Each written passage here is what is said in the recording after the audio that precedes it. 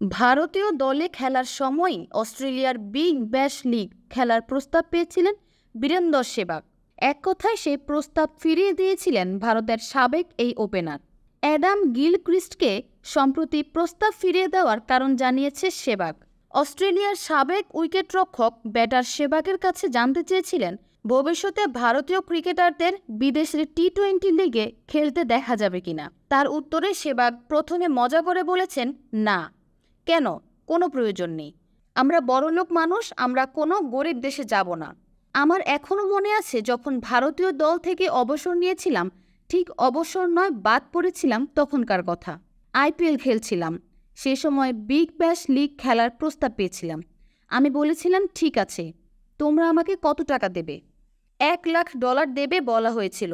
তখন বলেছিলাম, এই টাকা আমি ছুটির দিনেই খরচ করি। আরও যোগ করেন তিনি। সেহবাগ জানিয়েছেন, বিদেশে 1 মাস থেকে ক্রিকেট লিগ খেলতে রাজি ছিলেন যদি তাকে অন্তত $10,00,000 দেওয়া হতো। তিনি বলেছেন, অন্য দেশে 1 মাস থেকে বিগ ব্যাশ বা দ্য 100 খেলতেই পারি, তার জন্য আমাকে মাত্র $1 বা $2,00,000 দেবে, এটা হতে পারে না।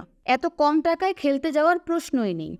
শুধু ক্রিকেটার হিসেবেই নয়, বিশেষজ্ঞ ধারাভাষ্যকার হিসেবেও বিদেশি চ্যানেলগুলো ভারতীয় ক্রিকেটারদের সঙ্গে আর্থিক কারণে চুক্তি করতে পারে না বলে জানিয়েছেন সেহবাগ।